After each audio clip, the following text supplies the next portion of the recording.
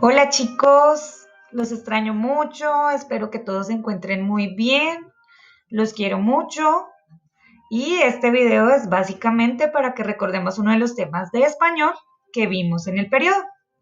Entonces, vamos a arrancar. El tema es el cuento y tenemos un invitado especial el día de hoy, él se llama Daniel. Hola.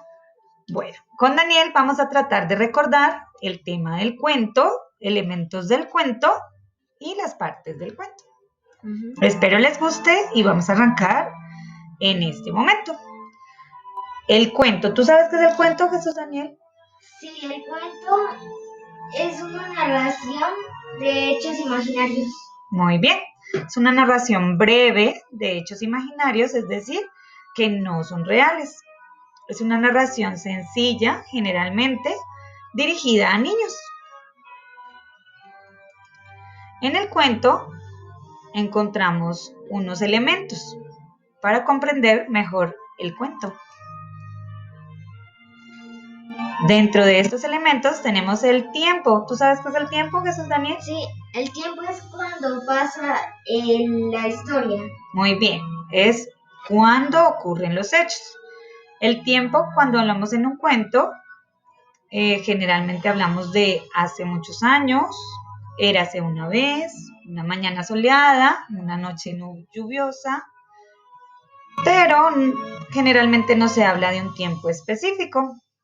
También encontramos el espacio. ¿Tú sabes cuál es el espacio, Dani? El espacio es donde se presenta el lugar. Muy bien, es el lugar donde se desarrolla la historia. Recordemos que en las clases hablamos sobre un castillo, un bosque embrujado. Puede ser una casita en el bosque. Una casa en el bosque. Muy bien. También encontramos los personajes de la historia. Por ejemplo, Rapunzel, Sirenita, Caperucita Roja, Aladino y el Lobo Feroz. Muy bien. Los personajes son quienes ejecutan la acción de la historia. En ellos recae lo que va a suceder en la historia. Las acciones. ¿Tú sabes qué son las acciones? Las acciones son las cosas que hacen los personajes. Muy bien. Las acciones son básicamente lo que realizan los personajes y hacen que el cuento sea interesante.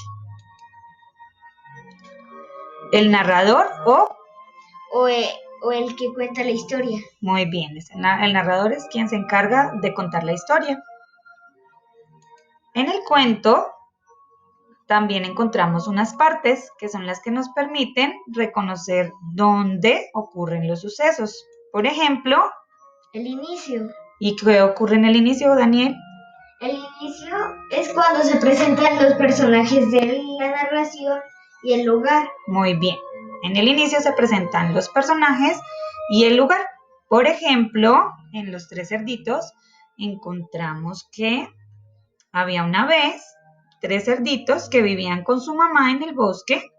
Su mamá les pide que construya cada uno su casa, pero que tengan mucho cuidado con el lobo que se encuentra en el lugar. El nudo. ¿Qué ocurre en el nudo, Dani? El nudo es cuando, en Los Tres Cerditos, es cuando el lobo feroz derriba las casitas de los 2 primeros cerditos. Muy bien. El nudo es el problema de la narración. En el caso de Los Tres Cerditos es cuando llega el lobo a destruir las casas de los 2 primeros cerditos porque tiene mucha hambre y ganas de comérselos. Por último encontramos el desenlace. ¿Qué es el desenlace, Dani? Es cuando el problema de la historia es cuando se resuelve. Muy bien. El desenlace es cuando se resuelve el problema de la historia. En el caso de Los Tres Cerditos, ¿cuál sería? Cuando los cerditos pusieron una olla caliente antes de que el lobo entrara a comérselos a ellos. Por la chimenea, ¿verdad? Y entonces el lobo huye y los 3 cerditos se salvan del lobo. Bueno, chicos, hasta aquí recordamos los elementos de del cuento Las y las partes del- partes del cuento. Espero les haya gustado, los quiero mucho, que la estén pasando muy bien al lado de su familia. Besitos. Adiós.